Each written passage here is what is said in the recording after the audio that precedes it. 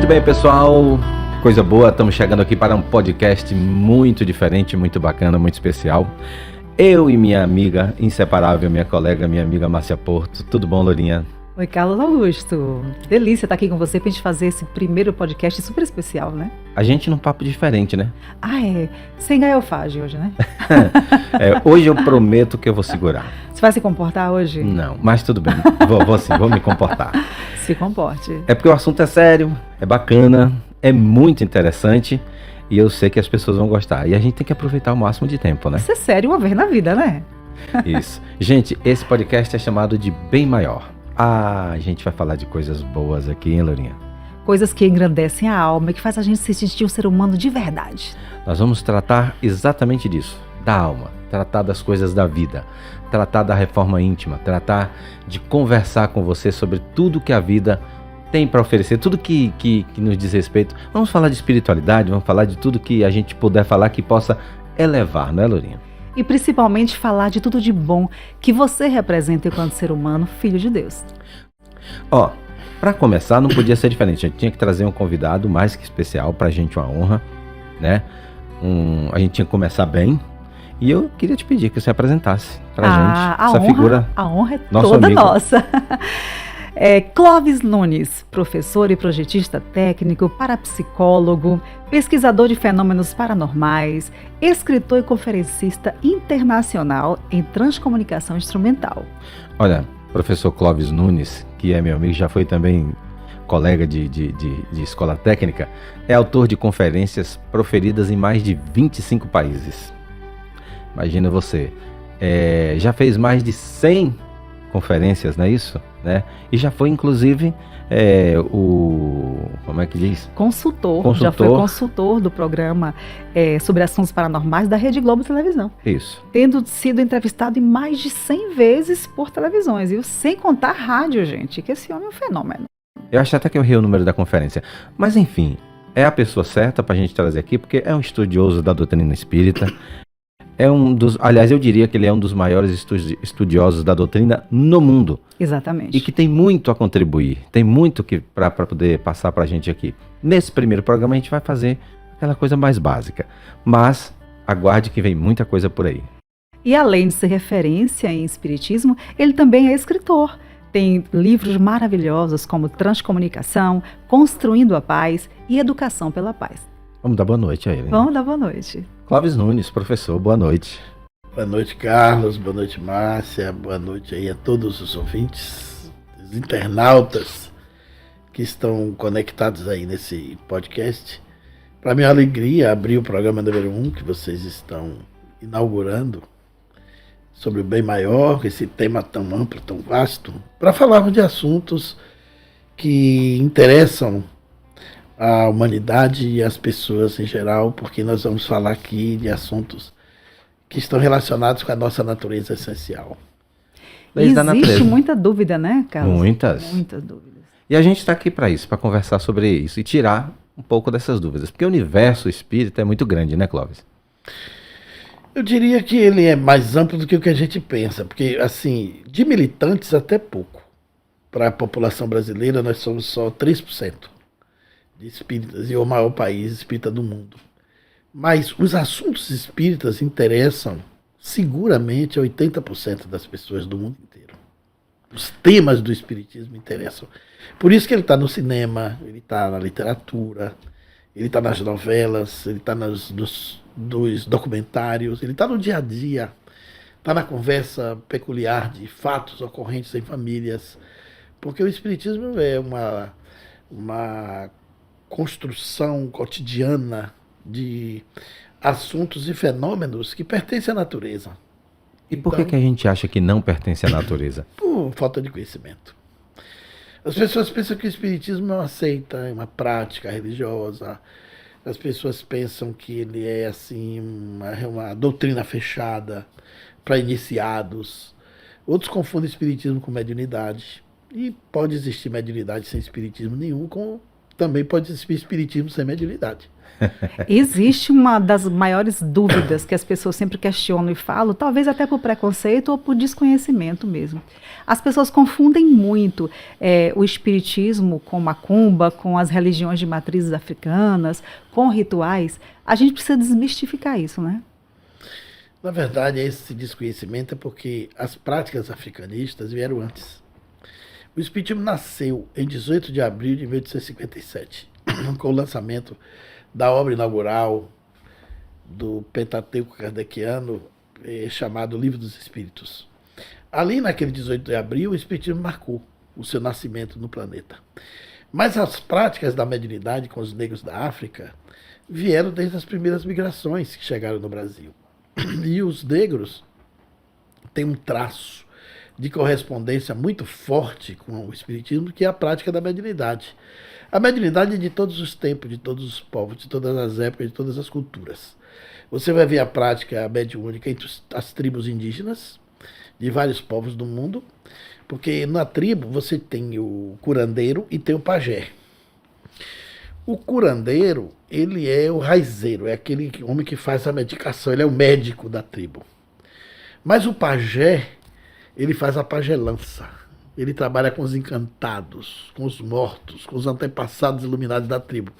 O pajé é o médium da tribo, porque ele faz contato com o invisível, com aquilo que todos os índios passam a chamar de encantamento, que é aquilo que não está ali na selva, mas está de uma maneira invisível dentro dela. Então os pajés sempre estiveram lá. Você vai ver a manifestação dos espíritos nas civilizações mais antigas. Os historiadores, inclusive César Cantu e Will Duran, que não são espíritas, são antiquíssimos dentro da cultura universal, eles relatam fenômenos em Roma. Por exemplo, quando o Calígula foi sepultado no Jardins de Lame, o imperador que substituiu ele mandou que fosse retirado o túmulo dali, porque 3 meses depois do sepultamento dele, a praça ficou mal assombrada. As pessoas viam espectros espirituais em cima do túmulo, cobrando vingança a Calígula, que tinha sido morto ali. Ele saiu dali por influência espiritual negativa que assombrava os transeuntes romanos. E César Cantu relata o sonho de César, que foi avisado por um espírito do seu assassinato. Então você vai ver esses relatos em todas as civilizações. No povo egípcio tinha manifestações espirituais. Você vai ver a comunicação dos espíritos no surgimento das grandes religiões do mundo. Então a mediunidade é uma coisa muito antiga. E entre os negros, a prática com os orixás, o culto aos mortos. E quando o espiritismo chegou, isso já estava manifestado aqui no Brasil. Como o Brasil é a miscigenação do negro, do índio e do europeu, do branco, a prática mediúnica estava nos 3 povos. Ela vai longe, né? Como aqui não tinha uma prática religiosa rígida, como você tem no Japão, como você tem, por exemplo, em outros povos mais definidos, você vai no Japão, o Japão é shintoísta. Então, dominantemente, o japonês tem aquela prática do shintoísmo. Muita gente pensa que o Japão é budista. Não é. A prática budista do Japão é pequenininha, muito pouca. Aí você vai ali pela África, você vai, desculpe, pela Ásia? Não, pela Arábia, a região a Península Arábica toda, você vai ver o muçulmano, o islamismo. Eles são dominantes ali no Alcorão, não sai a prática religiosa rígida. Aí você vai para outros povos, a mesma coisa. Quando você chega no Brasil, não tem essa rigidez. Aqui você vai ver o sincretismo religioso, a mesclagem religiosa de todas as formas. Por exemplo, a gente está acabando de comemorar o Senhor do Bonfim. As baianas vão vestidas de branco, não é? Com todo aquele ritual africanista, dentro de uma igreja que é católica, apostólica romana, mas tem todo um ritual sincrético. E no dia 6 tem a comemoração de Iemanjá, com padre, com religiosos, com imagem de Nossa Senhora, tudo misturado. Então existe uma coisa muito aberta. E você tem a relação da Umbanda, que é uma mesclagem da prática da origem mediúnica negra com o catolicismo. As pessoas acham que a Umbanda tem até uma relação direta com o espiritismo, não é. A Umbanda tem muito mais a ver com o catolicismo do que com o espiritismo, porque para cada santo da Umbanda tem um santo católico correspondente. Porque quando os negros vieram com essas práticas, e os padres jesuítas proibiam, e porque achavam aquilo um paganismo, os padres iam nos navios, os negreiros, para mudar o nome dos pretos. Então, quando ele chegava no navio, ele era batizado. Como é que você se chama? Ele diz, o meu nome é Kunta Kunte, por exemplo. Ele diz, não, você agora vai se chamar Francisco. Ele perdia identidade no navio. Aí, quando eles chegavam, iam para as terras dos brancos para serem escravizados, que eles não sabiam nem por que eles estavam sendo aprisionados. Mas quando chegava aqui, depois de passar pelas correntes, pelo sofrimento, pelo chicote, eles já desconfiavam que alguma coisa ruim tinha que ser. E lá eles eram livres, muitos eram até reis, eram príncipes de suas terras, nunca sofreram aquele abuso de escravagista, né? E quando chegava aqui, que sofriam aquela pressão da escravidão, eles no banzo, nas noites, eles batiam os tambores para os orixás, para suas crenças, que estavam na etnia, na natureza, uma coisa de 6 mil anos atrás. Então, era uma forma até de aliviar suas dores, não é? Exatamente. Aí o católico chegava e dizia, você não pode fazer esse culto a Iemanjá.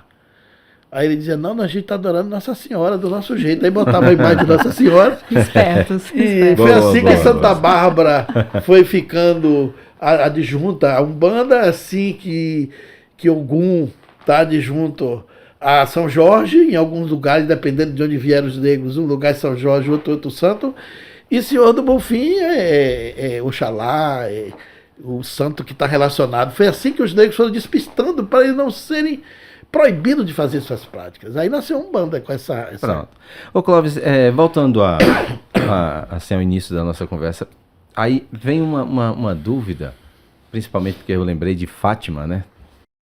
Por que o Espiritismo tem essa coisa de ser chamada da terceira revelação? Eu sei que na Igreja Católica tem também uma terceira revelação, mas são coisas totalmente diferentes. É porque a revelação, no catolicismo, ela seria a revelação das aparições de Maria, que seria Fátima, Medjugorje e as aparições em Lourdes.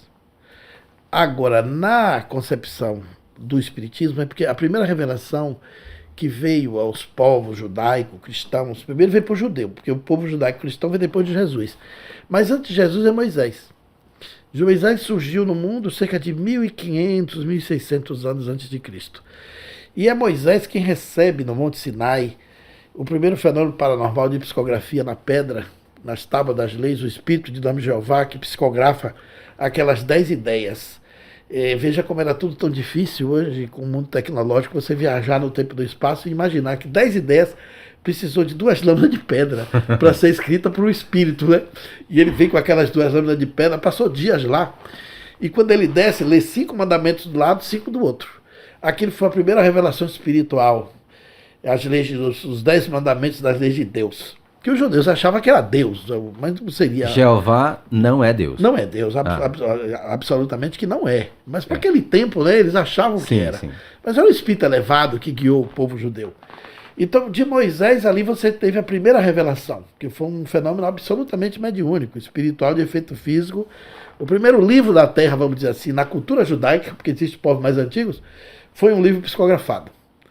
Ali por aquele fenômeno. Aí ele traz esses 10 mandamentos, não é o suficiente para ele controlar o povo, aí ele cria as leis dele, que são as leis mosaicas, as leis que complementam os 10 mandamentos. De Moisés a Jesus, vem 1.600 anos. De Jesus para nós, 2.022 anos. Jesus vem como judeu, Jesus era judeu, filho de judeu, viveu como judeu, era rabino, foi apresentado assim no Evangelho de Mateus, doce rabi da Galileia, e ele vem originário dessa cultura, é chamado de o leão de Judá, porque veio da descendência de Davi, e Jesus rompe com os judeus, traz uma nova cultura espiritual para os judeus, para o mundo. As 4 seitas judaicas do tempo dele, ele construiu todos os princípios e os fundamentos das 4, que eram os fariseus, os saduceus, os zelotes e os que viviam isolados como as setas, a qual ele pertencia, que eram os essênios. Jesus era um essênio. Inclusive as pessoas confundem Jesus de Nazaré com Jesus o Nazareno. Jesus o Nazareno é porque ele era essênio, curador e terapeuta. Entre os essênios tinha os nazarenos. E os essênios tinham os cabelos compridos, se vestiam com túnicas brancas ou azuis e tinha a barba espessa. Você vai ver exemplo de essênios muito mais antigos que Jesus, como Sansão. Sansão era essênio, tinha os cabelos, achava que o cabelo produzia algum poder sobre eles. José de Arimateia era essênio. E Nicodemos também era essênio. E Jesus pertencia aos essênios. Mas os essênios não se misturavam com os povos. Jesus desceu lá dos montes isolados, onde os essênios ficavam se banhando, se limpando, e foi para o meio do povo. Então ele já contradizeu profundamente aí, contradisse a essência do comportamento essênio. E se misturou com ladrões, com prostitutas, com pobres, com os excluídos. Jesus, naquele tempo, se você tivesse que comparar ele, seria um subversivo hoje no mundo. Aí ele também contrariou os zelotes. Os zelotes pregavam a luta armada, eram os judeus revoltados, vamos dizer que fossem os xiitas da época. Eles treinavam luta armada com os mouros para aprender a guerrear, porque eles sonhavam em ter o reino de Deus derrubando o império. Então eles faziam guerrilhas, eles treinavam. A ideia dele do reino de Deus era essa, né? Que era através era do poder. Do poder, né? De enfrentar Roma com o poder. Da espada, da luta, das guerrilhas. E aí estavam os zelotes, da qual Jesus trouxe 2. Essa é a segunda revelação? Não, a segunda é a seguinte. A segunda revelação seria Jesus. Sim. Porque Jesus contradisse todas as seitas judaicas dominantes. Tinha muito mais de 4, mas as dominantes eram essas 4. Aí Jesus trouxe Judas, o Iscariotes, que foi o considerado traidor, entre aspas, porque Judas tinha um projeto político para Jesus assumir o poder. Quando ele entregou Jesus aos romanos, ele foi com o espírito, quando ele entregou aos outros judeus mais velhos, que eram os ricos da época, que eram os mercantilistas do judaísmo, quem cobrava o imposto, quem plantava, quem vendia os grãos. Quando Judas entregou eles aos saduceus, foram eles quem mataram Jesus praticamente. Jesus é morto pelos judeus, conspirando ali para Pilatos crucificar de todo jeito. Então você tinha um outro judeu preso, que era zelote, que era Barrabás. Barrabás era da luta armada. Estava preso lá como bandido. Mas estava tudo combinado. Jesus incomodou tanto que os judeus não suportavam ele. Então, na hora que botar Jesus ou Barrabás, todo mundo, Barrabás, um bandido preso, tinha que ser escolhido no lugar dele, porque ele incomodava ideologicamente, ele incomodava na prática, ele incomodava em tudo. Mas repare que Jesus foi tirando os discípulos dele de cada ramo judaico desse. Ele tirou ele que teve o Judas Iscariotes e teve dois Simões. Tinha Simão Pedro e tinha Simão o Zelote, que pertencia a esse ramo dos revoltados. E tinha os fariseus hipócritas, que Jesus depois, no seu discurso, ofende, na qual pertencia Paulo de Tarso, que veio ser apóstolo dele depois, e os fariseus eram radicais, eram fundamentalistas, e os fariseus perseguiam os cristãos de morte. Agora veja, entender... Jesus vem e traz a segunda revelação. Sim, era essa revelação que a gente queria entender. A revelação é Jesus em si mesmo, porque ele seria o espírito mais evoluído que veio à Terra para servir de modelo e guia, a alma mais construída e, conforme narra as Escrituras, dos textos dos evangelhos no Novo Testamento, lá está em João, como se ele fosse uma encarnação divina, embora não seja, mas era como se fosse. Jesus seria a manifestação da mensagem de Deus para o homem. Então ele traz a segunda revelação. Jesus mostra que o que estava na linguagem dos profetas, que seria a primeira revelação a partir de Moisés e os profetas que vieram até ele, que Jesus também foi um profeta, traria a primeira informação de um ser, de um Deus único, porque você tinha uma cultura politeísta no mundo. Aí o Moisés traz a ideia de um único Deus, não mais o politeísmo, mas o monoteísmo. Mas Jesus vem e prega um Deus diferente, que o Deus mosaico, o Deus de Moisés e dos profetas do Velho Testamento, era o Deus dos exércitos. E um Deus irado, né? O Deus irado, que até hoje você vê nos outros, assim, Deus dos exércitos. Isso. Era aquele Deus que matava, que se vingava, a ira de Deus. Se arrependia, né? Se arrependia. Deus, era um Deus era um Deus antropomórfico, com manifestações humanas. Jesus vem e traz um conceito de Deus completamente diferente. Do perdão, do amor, Deus do amor, da benevolência, Deus da misericórdia, da compaixão. Deus da compaixão, exatamente. Então era um outro conceito. E Jesus vem com uma postura completamente diferente. A revolução verdadeira não seria pelo poder político, mas seria pelo poder do amor, da transformação interna, da guerra que você teria contra as suas próprias paixões, para ser alguém liberto do ego. Jesus pregou a libertação do ego. É algo mais profundo do que a libertação do apego às coisas materiais. Exatamente. Aí Jesus trouxe um discurso tão fantástico que os biógrafos de Jesus dizem assim que ninguém nunca falou como ele antes. O discurso dele era totalmente fora do eixo. E quando você pregava olho por olho, dente por dente, ele dizia perdoar 70 vezes, 7 vezes. Amar o próximo como a si mesmo. Já pensou alguém dizer assim... você deve, se alguém lhe roubar a sua capa, você deve dar a túnica. Você der a túnica. Se você traduzir a analogia do que era a capa e a túnica, a capa é que protegia a túnica. Você não tinha muita roupa, ninguém tinha um guarda-roupa naquele tempo.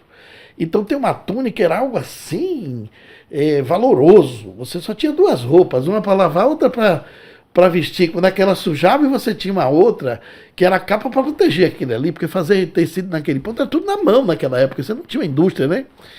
Não tinha manufatura, era tudo manufaturado. Então, Jesus disse assim, alguém roubar a capa, dê também a túnica. Se você traduzir para hoje, cara, nos dias atuais, é como se dissesse assim, se alguém lhe roubar o som do seu carro, dê também o carro. Ninguém vai fazer uma coisa dessa, mas a distância era a mesma. Se alguém lhe bater a face... Ofereça a outra. Ofereça a outra. Mas aí é já na questão... É outra face... O simbolismo seria exercitando a tolerância. A outra mas as face pessoas do perdão, entendiam, a outra face... A outra face da não violência. Exatamente. Era a outra face da agressão. Você mostrava com a inofensividade. Era a outra face do agressor. Porque ele dizia, não resistais ao malvado. Você devia orar por aquele que vos persegue. Orar por aquele que lhe calunia. E amar o inimigo, meu amigo, que discurso estranho. Imagine, para aquela época. Muito difícil. Imagine. Na época, era olho por olho, dente por dente, amar o inimigo. Se encontrava, batia a mão no peito, Ave César, né? Batia aquele gesto muito forte. Ele encontrava, o discurso de Jesus assim, a paz esteja convosco. Encontrava num lar, a paz esteja nessa casa. A paz fique contigo. Era um discurso, então que ele foi considerado, o Mateus, o príncipe da paz. Então ele era um professor da não violência ativa. Um desconstrutor, né? Desconstrutor. Então Jesus foi a segunda revelação. E inclusive disseram assim, Senhor, você tem um novo mandamento? Acharam ele tão fora dos conceitos do passado, né? O grande momento dele com a mulher adulta, que até hoje é contado pela metade, é uma passagem interessantíssima, porque as pessoas esquecem de falar uma frase que Jesus fez. Ninguém lembra. Jesus fez uma pergunta antes de mandar tirar a pedra quem tivesse sem pecado. A gente só usa, tira a primeira pedra quem tivesse sem pecado, né? Mas na hora que estavam apedrejando a mulher, Jesus olha a turma e faz... Iam apedrejar, né? Iam apedrejar. Mas a pergunta dele é que desconstrói a ação. Jesus olha e diz, ela é adúltera? Aí, Senhor, todo mundo ali, aquela euforia, né? Aí ele pergunta... Doido para jogar uma pedrinha. Já estava jogando, ele interferiu. E aí ele diz assim, pode alguém adulterar sem um par?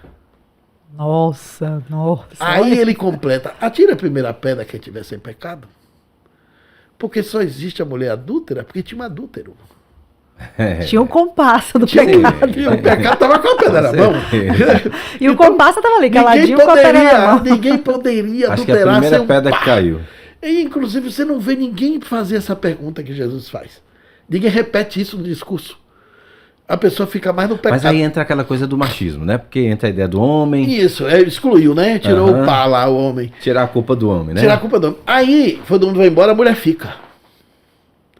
E aí Jesus pergunta, mulher, por que tu ficastes? Ele disse, Senhor, para tu dizer qual é a minha pena. Porque naquela época, o Velho Testamento falava muito do pagar, né? E Jesus disse, eu não vim para punir. Eu vim para perdoar. Naquela hora, o discurso de Jesus, como segunda revelação, colocava até o perdão acima da justiça. Porque a justiça humana não chega no horizonte do perdão. Aí ele fala, vá e não peques mais. Então ele não veio para punir. Ele veio para perdoar. Era o mestre do perdão. Aí Jesus fala na última ceia, naquele momento da última ceia, que os discípulos estão ali, na hora da véspera do sofrimento, porque ele é preso na madrugada, de quinta para sexta. Você sabe que eu morro de vontade de comer aquele pão da última ceia, né? Você não acha mais... É porque ele fala sempre, tudo nessa vida passa, menos... A vontade de comer pão. E aí foi naquele momento que eles aflitos, quando Jesus fala de algumas coisas, Jesus fala, não vos turbe o vosso coração, eu enviarei o Consolador. O Espírito de verdade que estará convosco, que não vai poder ser agora. E ele vai poder dizer o que eu não digo ao mundo. E lembrar o que eu disse, né? O que eu disse. Aí esse Consolador prometido, que é o Espírito de verdade, se apresenta na França, 2000 anos depois, como o Espiritismo. Aí a terceira revelação. A terceira revelação seria o Espiritismo. Os Espíritos é quem revelam isso a Allan Kardec. Nossa. E o Espírito, imagine você, Allan Kardec não tinha essa relação muito próxima de igreja, e quando aquele Espírito se comunicava com ele nas comunicações por sexta ainda, por fenômeno rudes da mediunidade, e Allan Kardec quer saber quem é ele e pergunta, quem é você? Ele disse, você só precisa me chamar de verdade. Ele assume o nome de Espírito Verdade. É o Espírito que orientou todo o ensinamento da doutrina espírita contido na qualificação. É aí que começa a relação da ciência espírita com Jesus, porque o espiritismo é uma ciência, né? O espiritismo vem com Jesus depois disso. Porque assim, o espiritismo é uma doutrina filosófica de fundamentos científicos com consequências éticos, morais e religiosas. O espiritismo não tem a base na religião. A base do espiritismo é a ciência. Porque o espiritismo não nasceu da briga de uma doutrina, não foram dos padres que se desentenderam, não foram dos pastores que brigaram e abriram uma igreja para disputar uma outra ideologia da teologia que ele divergisse. Allan Kardec não foi um mago, Allan Kardec não foi um dissidente de um movimento cultural, ele não foi um revoltado do movimento filosófico, ele não criou um padrão de ideologia religiosa para concorrer com nada. Ele era um homem da ciência. Um educador? Um professor, um educador, veio lá de Iverdon, encontrou os fenômenos espíritas com 52 anos, já tinha uma madureza incrível. Falava 5 idiomas, além do dele. Dominava a matemática, a astronomia, a física, a química. Era professor dessas disciplinas numa época que a maneira de ensinar era mais global do que hoje, que fragmentou mais ainda do que era no passado. É verdade que ele reformulou a gramática francesa? Com 24 anos, Carlos. Ele fez um modelo de gramática para mudar a maneira de ensinar a língua francesa em todo o país, e o governo adotou. Ele era tão conhecido na época, porque gerações daquele...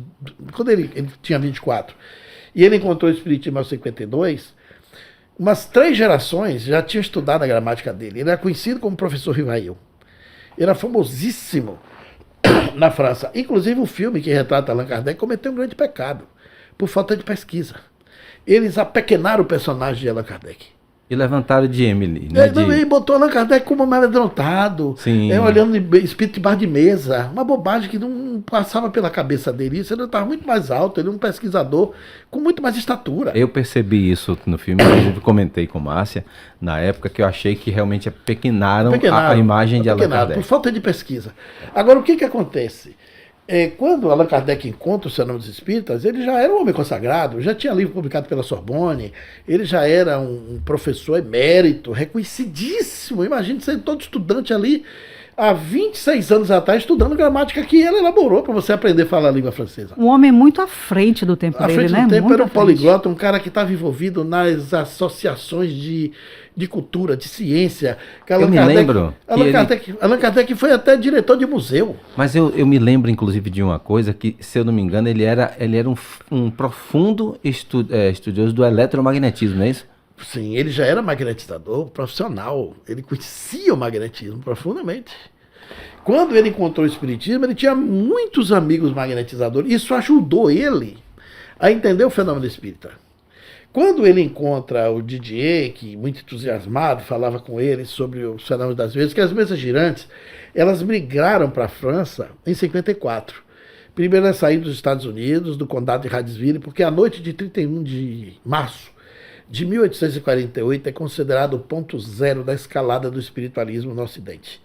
que foi o fenômeno do condado de Huddersville, quando as 3 irmãs Fox fizeram o primeiro diálogo com o espírito que estava ali, que era o fantasma. Preso lá nas paredes da casa, né? Ele foi sepultado entre uma das paredes. Era um mercador que foi assaltado pelo dono da casa, morto, ficaram com a mercadoria e enterraram o corpo dele.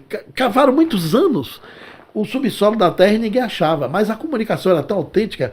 50 anos depois, Carlos, um casal de namorado lá de fora da casa, era casa de madeira, fazendo aquele namoro mais assim, esquentado, ia empurrando aqui, empurrando ali, a madeira um pouco velha, quebrou.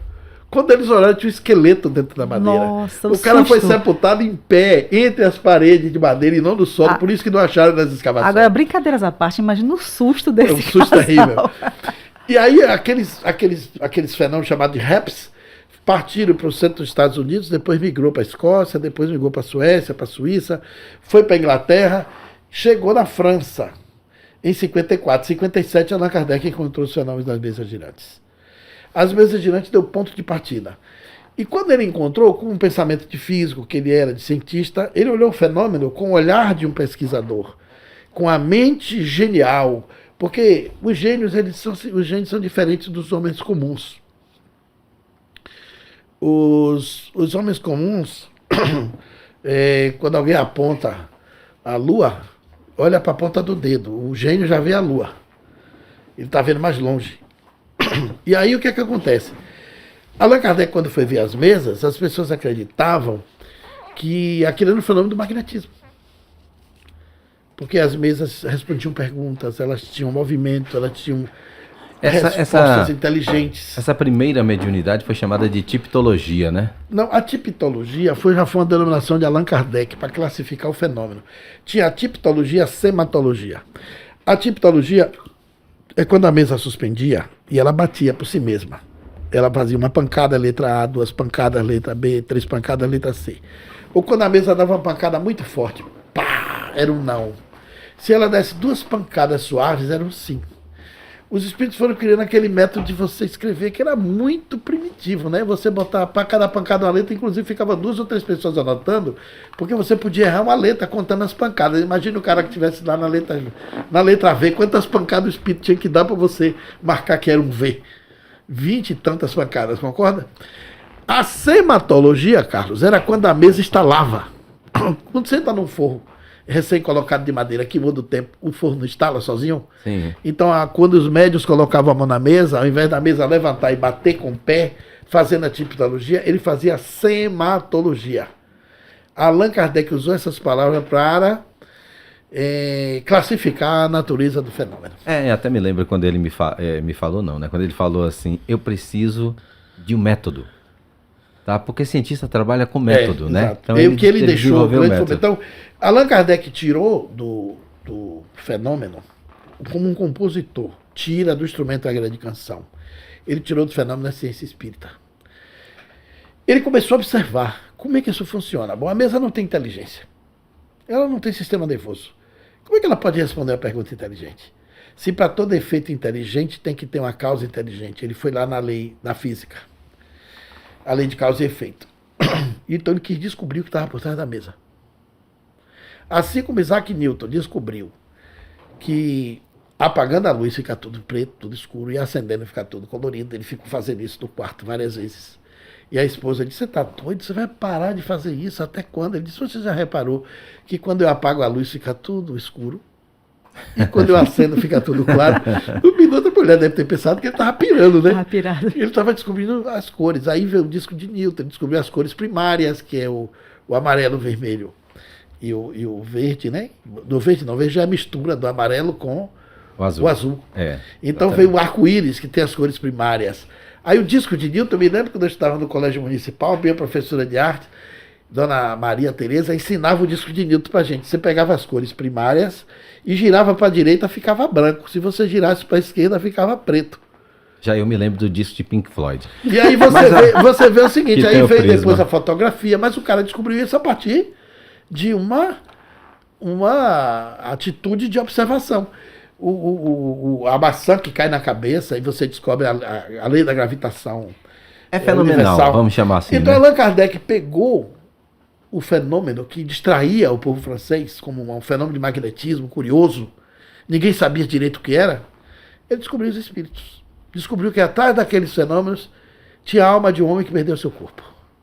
E que aquela mesa era animada por inteligência sem corpos, por personalidade sem cérebros, mas era uma mente viva de alguém que pertenceu a algum corpo na Terra um dia. Que precisava se comunicar. Aí ele descobriu esse outro mundo e estabeleceu um método de comunicação entre vivos e mortos, nasceu o Espiritismo. E daí veio o Pentateuco, né? Que são os 5 livros da doutrina. É né? o Pentateuco que a gente fica perguntando por que não incluíram o livro que é o Espiritismo, né?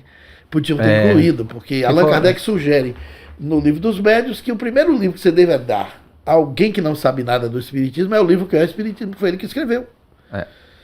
E devia essa ser relação, 6, não 5. e essa relação, para as pessoas entenderem melhor, essa relação do Espiritismo com Jesus de hoje?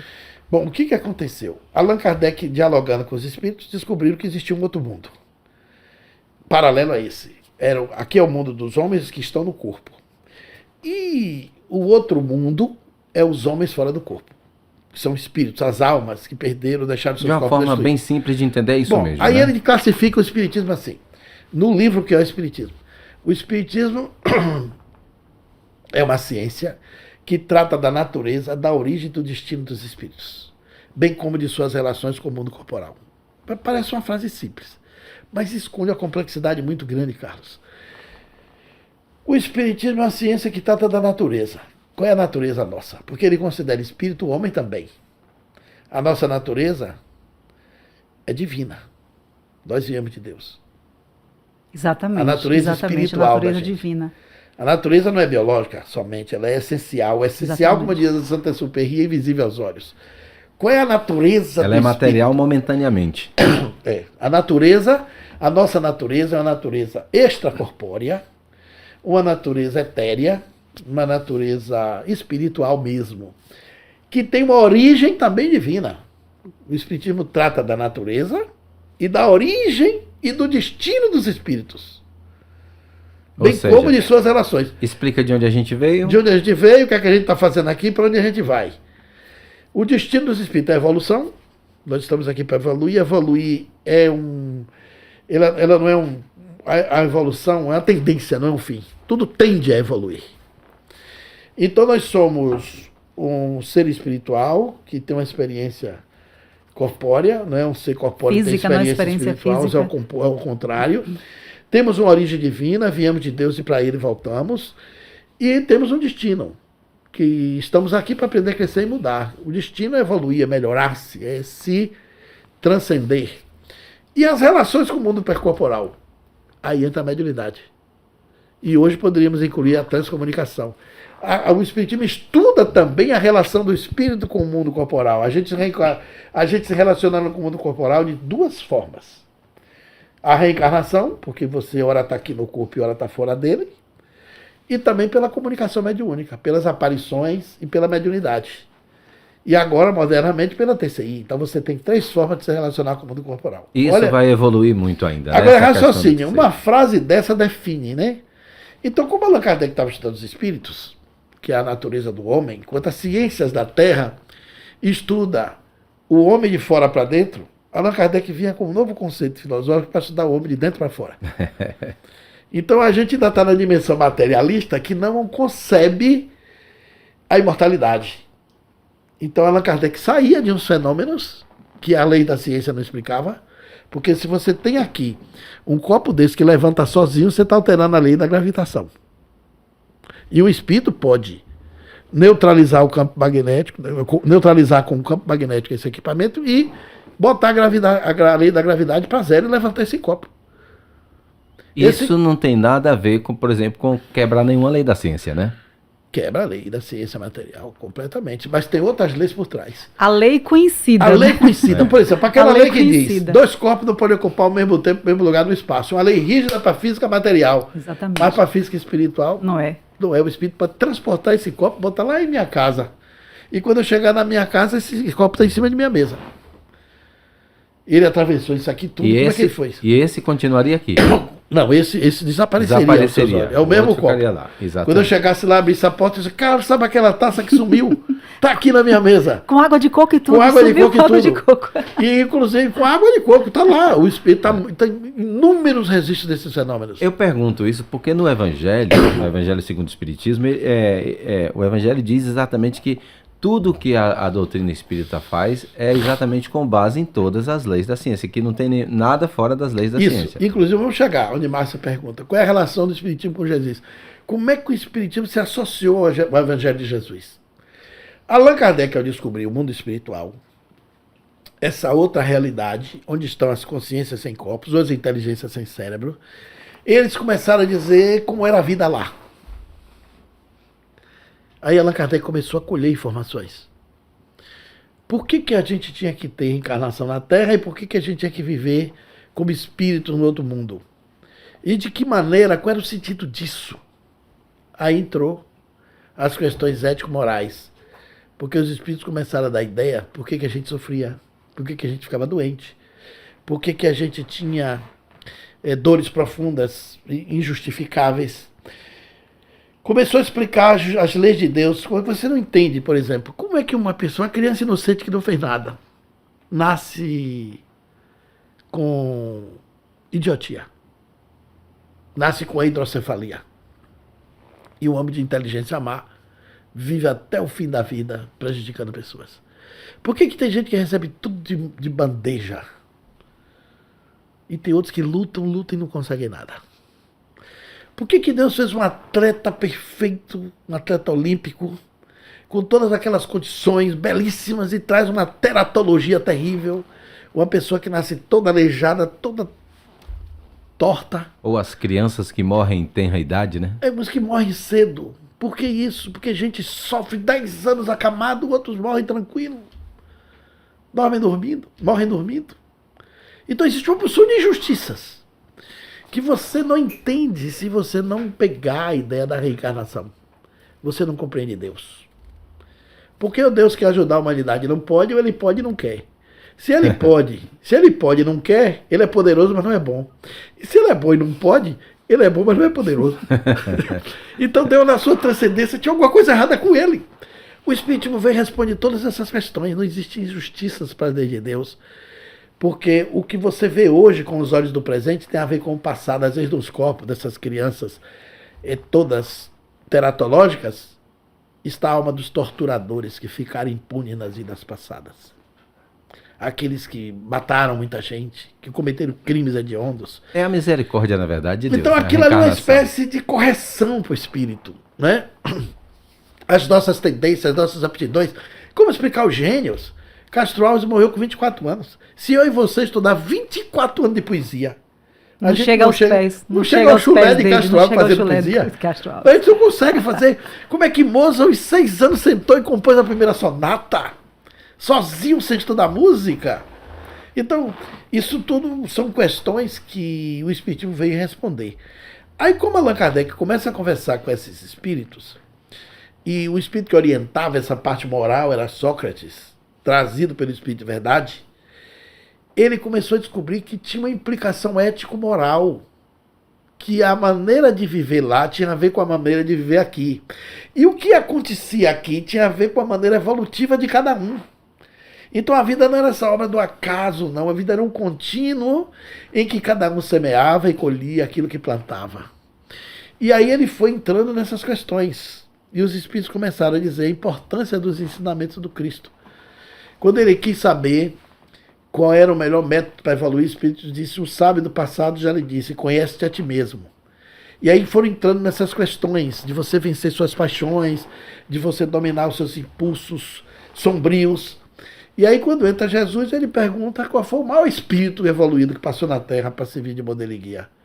Os espíritos respondem, vide Jesus. Aí o Espiritismo adota a moral de Jesus como a moral espírita. Mas o que o Espiritismo adota é o evangelho que saiu dos lábios de Jesus. 80% do evangelho segundo o Espiritismo é o Sermão da Montanha. Se tudo desaparecesse, bastava aquilo ali para poder tocar a humanidade. Gandhi disse que podia destruir todas as bibliotecas, o Sermão da Montanha tivesse salvo, a gente reconquistaria a humanidade inteira, na íntegra, com toda a sua sabedoria. Mas o detalhe para encerrar é o seguinte: no Evangelho segundo o Espiritismo, no primeiro capítulo, que é incrível, Allan Kardec escreve uma coisa que é um desafio. Allan Kardec coloca a aliança da ciência com a religião. Como é que num livro desse ele poderia fazer essa ponte de ciência com religião? Porque ele mostra o seguinte, que a religião era a tese, a ciência era a antítese. Tudo que a religião trazia, a ciência mudava. O Espiritismo chega e faz uma ponte de conexão entre espiritualidade e ciência. Porque nesse mundo que você está hoje aqui, nesse planeta com evolução tecnológica enorme, as religiões ainda se comportam um pouco primitivamente. Então a gente não precisa mais de uma religião sem razão. Você precisa também não precisa de uma ciência que não sinta. A gente precisa de uma religião que saiba e precisa de uma ciência que sinta.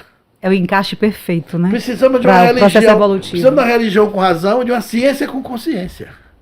É isso. E aí o Espiritismo chega. Aí, encerrando mesmo, sim, um filósofo espírita chamado Leon Denis, no livro Síntese Doutrinária e Prática do Espiritismo, ele afirma: o Espiritismo jamais será a religião do futuro. No entanto, o Espiritismo será o futuro das religiões. Nossa! Resumindo, o propósito nosso de estar aqui é evoluir, não tem como fugir disso. E por mais que as pessoas não queiram, que venha ignorância ou até os preconceitos religiosos, mas você está em processo evolutivo, não tem como fugir. E minha amiga Márcia Porto, eu não sei, talvez, sabe, a gente tenha trazido assim um monte de informações que talvez sejam, a gente tenha que degustar com mais calma, porque Clóvis, nesse minuto aqui, ele falou um compêndio de situações, nossa, de coisa que é maravilhoso. Mas a forma com que ele trouxe até Jesus nos dá um esclarecimento muito grande. Isso. Aí, eu até queria pedir a Clóvis, que a gente vai deixar no vídeo aqui de descrição, caso o pessoal queira lhe perguntar, lhe enviar um e-mail para poder responder algumas questões, é possível, né? Sim, meu e-mail pessoal é movepaz@.com. Vai estar aqui na descrição do vídeo depois, aí você pode perceber. Mas eu acho, viu, minha amiga, que por hoje tá bom, né? Eu queria mais, né? Mas não pode ocupar o tempo todo das pessoas, passar um dia todo assistindo. A gente vai trazer de outra vez? Vamos trazer ele outra vez? É porque a gente tem, como ele disse no início aí, muita coisa para falar. Muita coisa para falar. A gente vai explorar de você, viu? Sim, senhora. A gente vai Clóvis, explorar. Obrigado, viu? Muito obrigado mesmo. Eu que agradeço, fico honrado aí de ser o primeiro conectado, né? E convidado para abrir a série do programa Bem Maior. Esse é o Bem Maior, né, Pois Lorena? é. E a honra foi toda nossa. Eu espero que você tire muito proveito desses ensinamentos e possa passar para outras pessoas também, ó. Aproveitem. Isso. Se quiser sugerir temas, fazer perguntas, o nosso e-mail vai estar aqui na descrição. Fica à vontade, que a gente vai estar aqui, se Deus quiser, toda semana. Então, muita luz, muita paz para você.